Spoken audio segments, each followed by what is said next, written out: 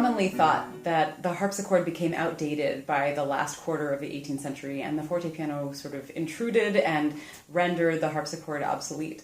In fact, that's not true. There's a lot of evidence that the harpsichord and the fortepiano coexisted happily for the last few decades of the 18th century, at least, and that they were used in people's homes together sometimes. The mechanism of the fortepiano is different from the harpsichord in one crucial aspect, and that is that it's hammered rather than plucked. The strings are hit by small little hammers, which are much smaller than the hammers that we know of today on the modern piano.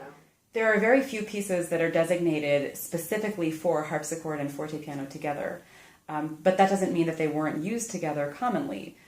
If a piece was labeled for clavier 1 and clavier 2, right, keyboard 1 and keyboard 2, players could choose what instruments to use based on what they liked and based on what they had. And in this way, this is a really fantastic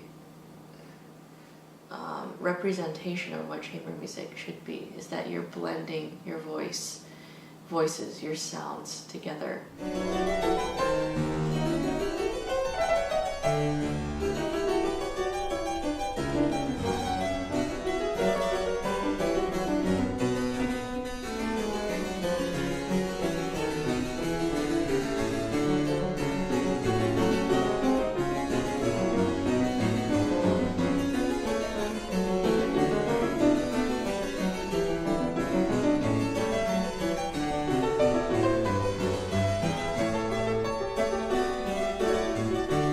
The recording that Yihang and I hope to make together explores the music of Johann Sebastian Bach and two of his sons, Wilhelm Friedmann Bach and Carl Philipp Emanuel Bach.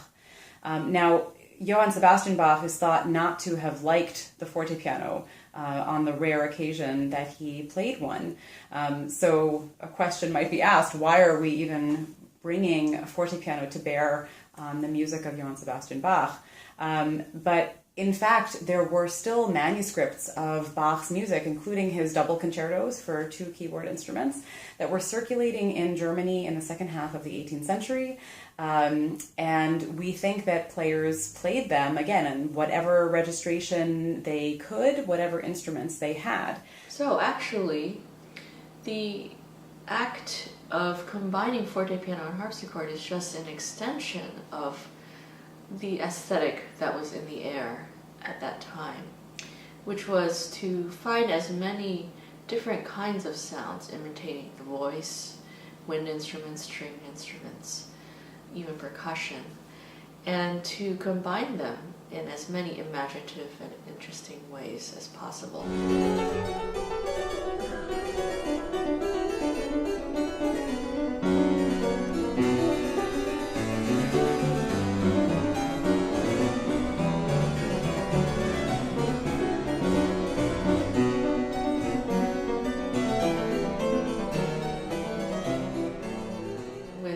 Fantastic duo partner like Rebecca, it's really a meeting of the minds. We can at once play a line together in both of our hands and play the same musical shape and combine our various articulations and sounds in a really cool way. Yihang and I have been playing keyboard duos together for about 3 years, and it's been such an interesting process learning how to make it work. Again, it's not a combination that's commonly used now, harpsichord and fortepiano together, so we really had to reinvent the experience through practice and through experimentation.